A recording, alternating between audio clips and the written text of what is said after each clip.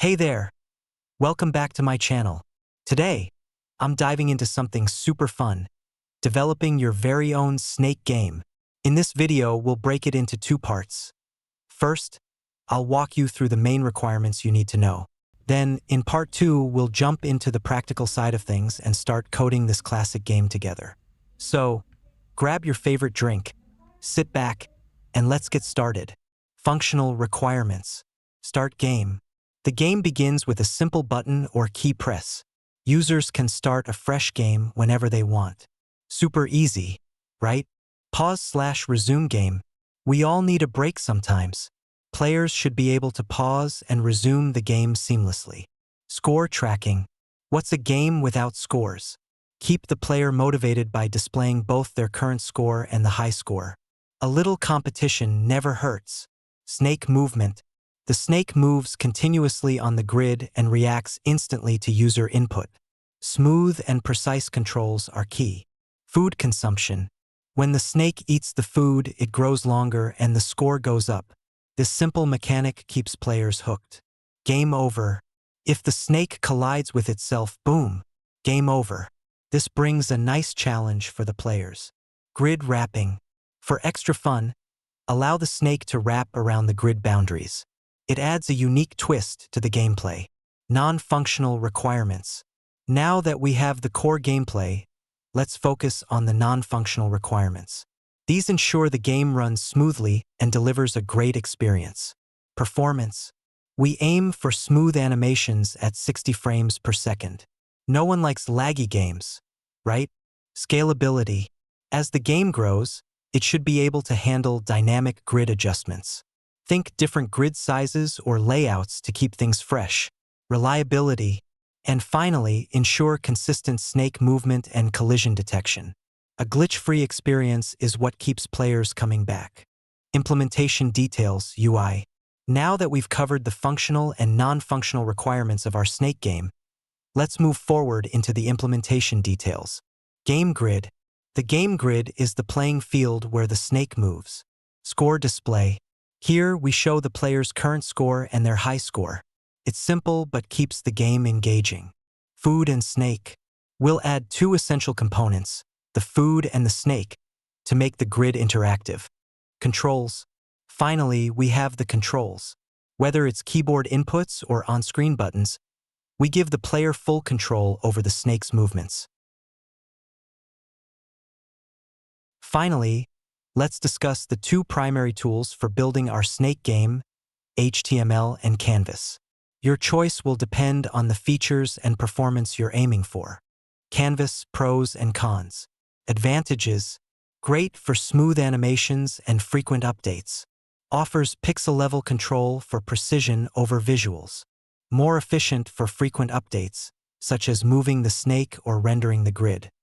Disadvantages: requires manual re-renders, which can make implementation more complex. Accessibility is more limited compared to HTML elements. For games like Snake, debugging and styling are harder compared to HTML elements. HTML, pros and cons. Advantages: easier to style and layout using CSS. Accessible for screen readers and assistive technologies. Perfect for games with static or less frequent updates.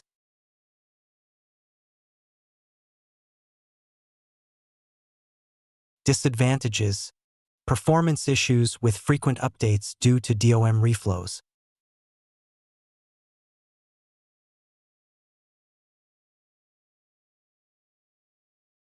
Limited flexibility for handling pixel-level interactions and dynamic animations. More complex to synchronize movements and grid rendering with a smooth game loop. Canvas is typically better because it offers smoother gameplay and more control over rendering. Entities and interfaces. Behind the scenes, we need a solid structure to define how the game operates. Let's break it down into three key components. Game state interface. This interface acts like the game's brain. It tracks the snake's position, the food's location, the player's score, and even game states like whether it's paused or over. Think of it as a checklist of everything happening during gameplay. Point interface. This one is straightforward. It defines the X and Y coordinates for any point on the grid, whether it's a part of the snake or the food. Canvas interface.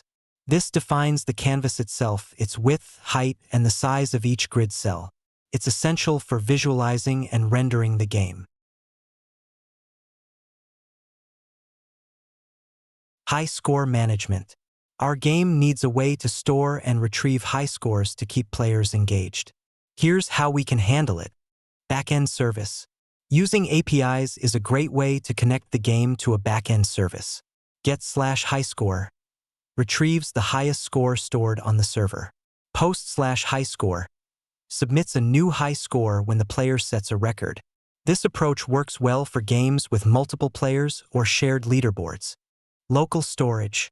For a simple offline game, we'll use the browser's local storage to save and retrieve the high score.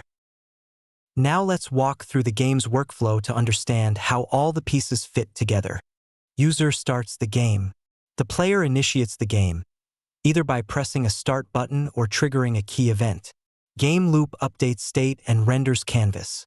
A continuous game loop runs in the background, updating the game state and rendering the canvas at regular intervals. This keeps the gameplay smooth and responsive. User interaction. The player interacts with the game using keyboard inputs or touch gestures to control the snake's movement. Collision detection and state updates. The game detects collisions, whether the snake eats food, collides with itself, or hits the boundaries, and updates the state accordingly. If it's game over, the final score is displayed, and the high score is updated. Optimization. Now, let's talk about something crucial for a great game experience: optimization.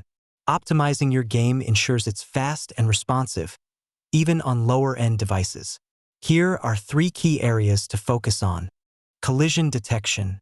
Instead of checking every grid cell, focus only on relevant areas, like the snake's head and its body.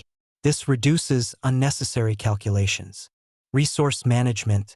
Reuse objects and avoid creating redundant ones whenever possible. This minimizes memory usage and speeds up the game.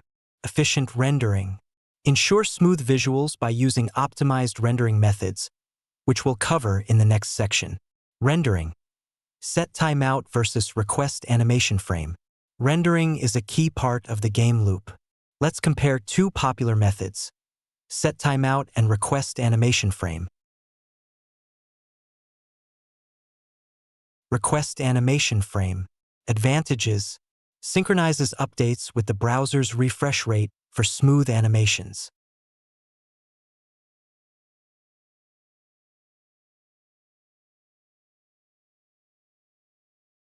Automatically pauses in inactive tabs, conserving resources.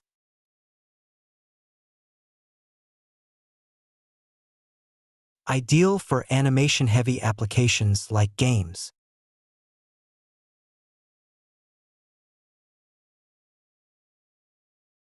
Timing intervals can vary based on the system's performance and load.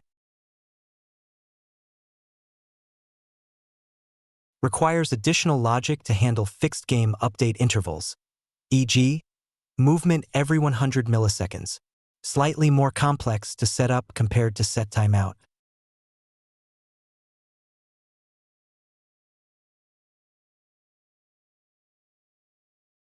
Set timeout. Advantages: simple and straightforward to use for timing intervals. Easy to control and debug.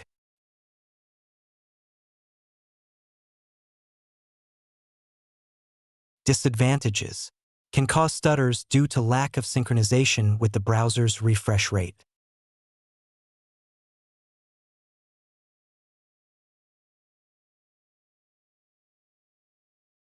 Less efficient, as it doesn't throttle in inactive browser tabs.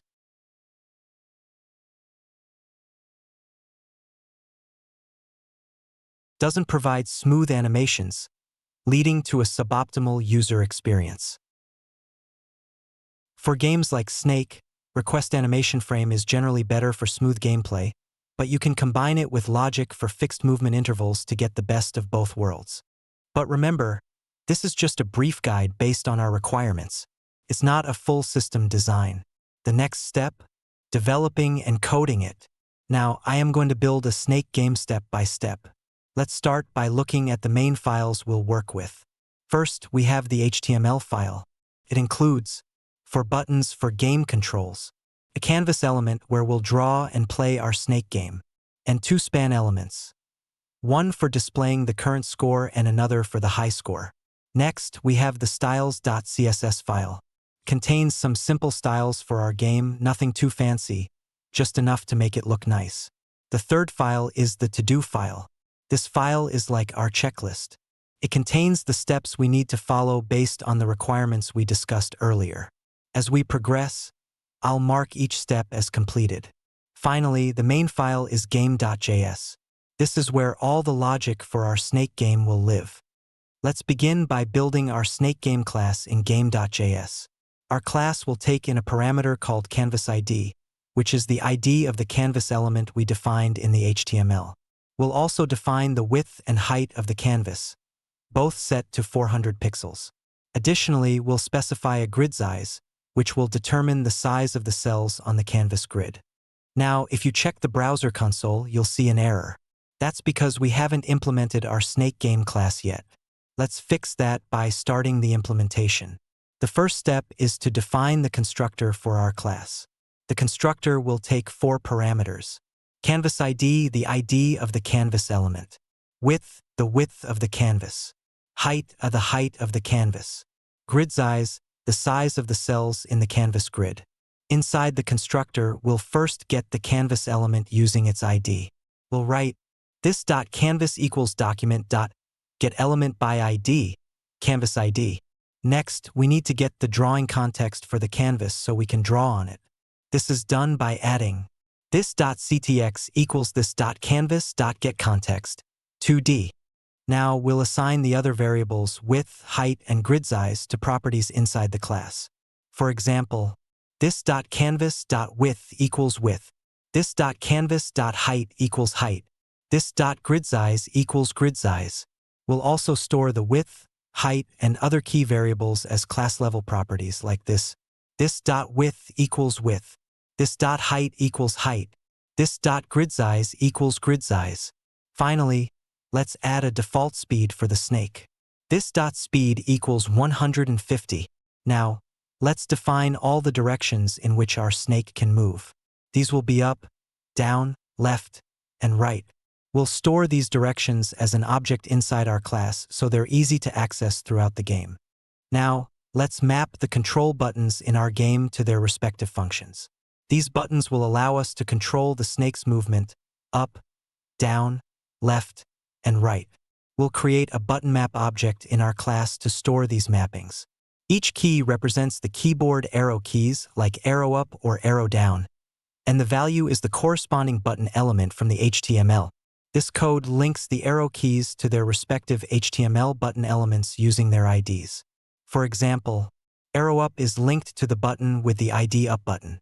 Arrow down is linked to down button, and so on.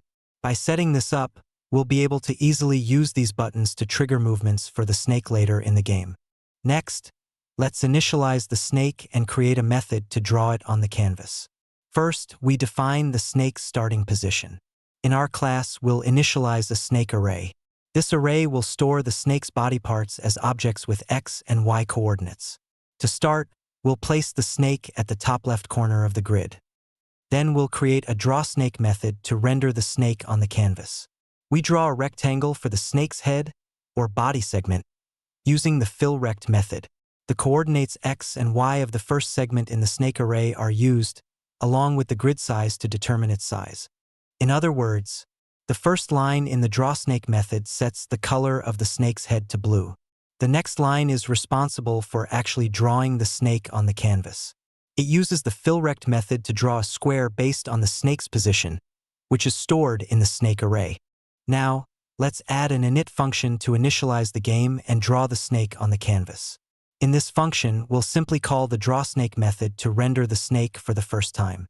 After creating this function, we'll call it to kick off our game initialization and see if the snake appears. But, oops, there's an error in our code. Looks like I've been writing a bit too much React code lately. It's messing with my head. Let's quickly fix it. Alright, now the error is resolved, and we can finally see a small blue snake on the screen. It's just one square for now, but we'll expand it as we move forward. Let's focus on making the snake move in one direction. To achieve this, we need to implement two functions: move snake and change direction. In the move snake function, we handle how the snake moves on the canvas based on its current direction. Here's what happens step by step. We take the current head of the snake, the first segment, and create a new copy of it. This is because the movement is based on the head's position, and we need to update it for the new frame. Determine the direction. The movement depends on the current direction variable. We use a switch statement to check this variable and update the position of the snake's head accordingly. But before that, we need to add a current direction variable to the class. This will track which direction the snake is moving. Let's set this variable in the constructor and initialize it to right by default. If the direction is up, we move the head upward by decreasing its vertical position. If the direction is down, we move the head downward by increasing its vertical position. If the direction is left, we move the head left by decreasing its horizontal position. If the direction is right, we move the head right by increasing its horizontal position. Move the snake. Once the head's new position is calculated, it is added to the front of the snake. This simulates the snake moving forward in the given direction. Now that we've implemented the movement logic, we can test it by calling the moveSnake function in the init function. Here's what will happen. When we call moveSnake, the snake will move one cell in the current direction. If we change the current direction to down before calling moveSnake, the snake will move downward instead, shifting one cell vertically, again equal to 20px. Let's finalize the movement logic by reverting the direction back to right and marking part 8 in our to-do as completed. The next item in our to-do list is to add event listeners for the buttons on the screen. These listeners will allow us to control the snake's direction dynamically using keyboard inputs. To do this, we'll add a new function in the init method. What add event listeners does: listening for key presses. The function adds an event listener to the document for the key down event. This listens for any key press. Map the key to a button. When a key is pressed, it checks the button map to see if the pressed key corresponds to one of the control buttons. If a valid button is found, we can set focus to it for visual feedback. Finally, the function calls change direction, passing the key as the parameter. This ensures the snake's movement changes in response to the user's input. In the current implementation, we've added click event listeners to the buttons on the screen. The object.entries method is used to loop through each key value pair in the button map. Each pair consists of key, the keyboard key corresponding to a direction, btn, the HTML button element linked to that key. Add click listener. For each button, an event listener is added to listen for click events. When the button is clicked, it triggers the arrow function. Call change direction. Inside the click event handler, the change direction method is called. The key associated with the button is passed to this method, allowing the snake's direction to change based on the button clicked. The game loop function will manage continuous game updates using request animation frame. It receives a timestamp, which shows the exact time the function is called. We calculate delta time by subtracting the previous frame's timestamp from the current one. This value tells us how much time has passed between frames and helps control the game's speed. Using delta time ensures the game runs smoothly and consistently, regardless of the device's performance. First, we check if enough time has passed using delta time compared to the snake's speed. This prevents the snake from moving too fast and keeps the game running smoothly. If enough time has passed, we update the last render time to the current time. This keeps the game loop running at a steady pace. Next, we clear the canvas to remove the previous frame. This is important so the snake doesn't leave a trail behind. Then, we move the snake by updating its position based on the current direction. Finally, we redraw the snake on the canvas in its new position. In the init function, request animation frame, this .gameloop.bind this starts the game loop. Request animation frame runs the game loop smoothly with each screen refresh. Bind this ensures the loop has access to the game's properties and methods. Using request animation frame inside the game loop works like recursion, similar to how set timeout or set interval would work. However, it's more efficient because it runs the game loop only when the browser is ready to repaint the screen, ensuring smooth animations. Now it's time to add direction changes for our snake. The change direction function listens for arrow key presses and updates the snake's movement accordingly. Here's how it works. When a player presses an arrow key, the snake's direction changes. It also prevents the snake from moving in the opposite direction to avoid instant collisions. For example, it can't go directly from up to down. This makes the controls smooth and prevents the snake from crashing into itself by mistake. Our change direction function is ready, and we've successfully handled all 4 movement directions. Let's mark this step as completed in our to-do list. Now, it's time to handle what happens when the snake reaches the edge of the canvas. Here's how this logic works. If the snake moves off the left edge, it reappears on the right side. If it moves off the right edge, it comes back on the left. Moving above the top brings it to the bottom. Moving below the bottom brings it back to the top. This creates a continuous, looping game area where the snake can move endlessly across the canvas. Now, as we've added grid wrapping, it's time to test it. When the snake touches any edge of the grid, it should smoothly appear on the opposite side of the canvas. For example, if the snake moves off the left side, it will reappear on the right. If it goes off the top, it will come back from the bottom. This wrapping effect makes the game flow continuously without the snake hitting walls. The next step is to create food for our snake to eat and grow. We'll start by adding a food variable in the constructor, which will store the result of the generate_food function. This function will randomly place food on the grid. Before implementing generate_food, we need a drawFood function. It will be similar to drawSnake, but the only changes will be using a different color for the food, drawing the food object instead of the snake. Now, let's explain how the food generation works. A random X and Y position is created by multiplying a random number by the grid size. This ensures the food appears perfectly aligned with the grid. The final step to make the food appear on the screen is to call the drawFood function inside the game loop. By adding it to the game loop, the food will be continuously drawn and updated along with the snake's movement. This keeps the food visible throughout the game. Now, when we start the game, the food will stay on the grid, and the snake can move toward it. As you can see, the food now appears on the screen. The next step is to let the snake consume the food. Here's how it works. When the snake's head touches the food, the snake should grow by 1 cell. After eating, the food will reappear in a new random position on the grid.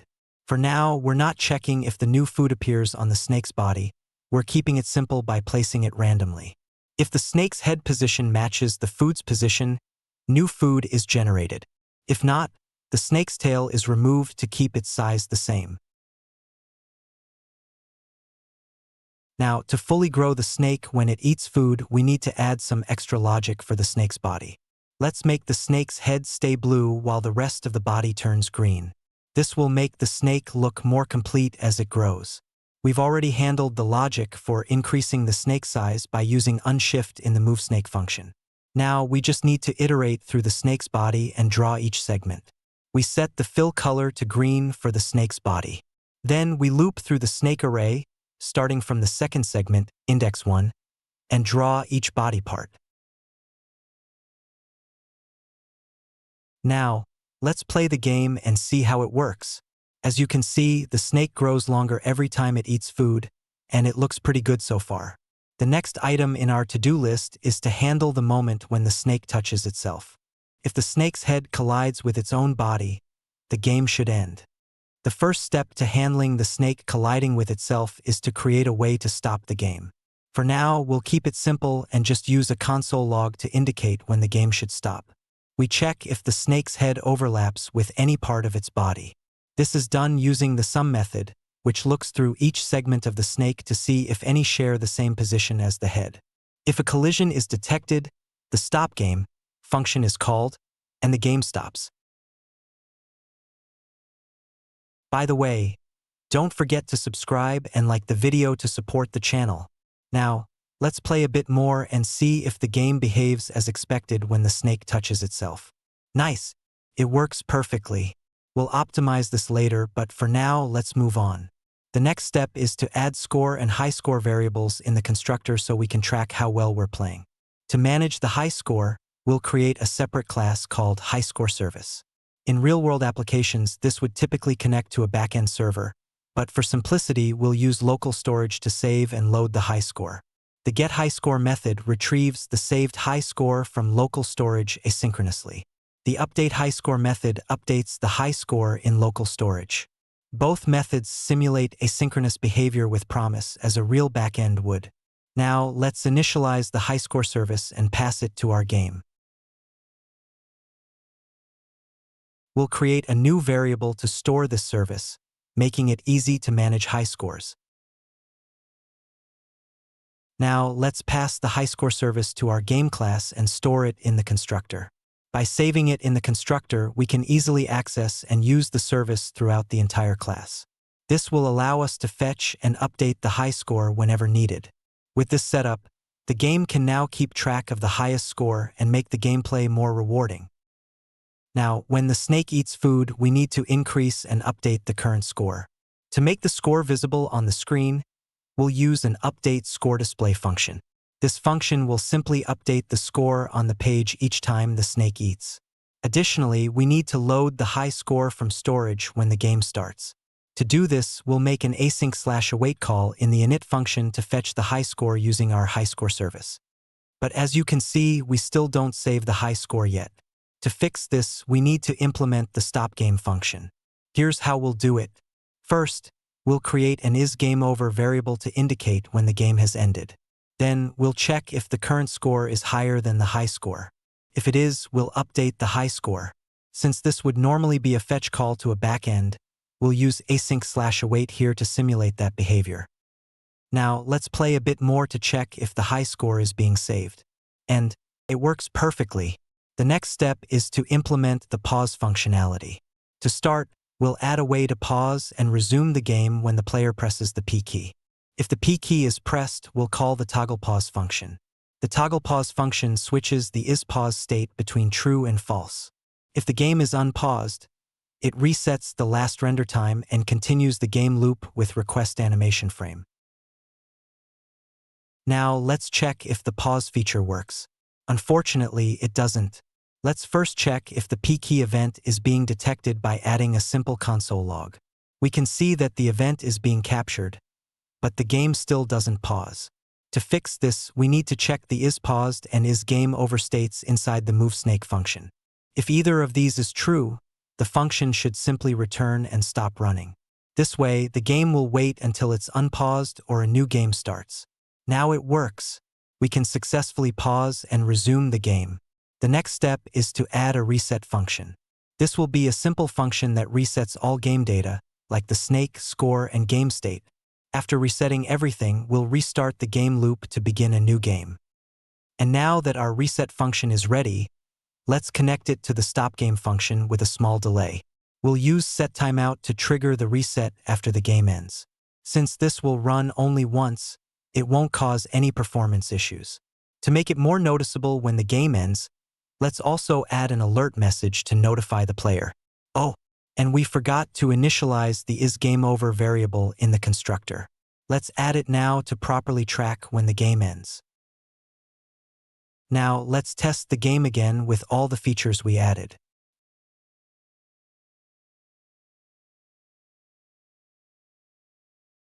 We can see the alert pop up when the game ends, and everything looks great. However, one thing I don't like is where we're checking the isGameOver and isPaused conditions. Currently, this check is inside the moveSnake function, but it would be better to move it to the game loop. This would optimize the game because even if moveSnake returns nothing, the game loop still runs. Moving the check will make the game more efficient. The final step is to handle the snake's speed. Let's implement a feature where the speed increases each time the snake eats food. This will make the game more challenging as the snake grows.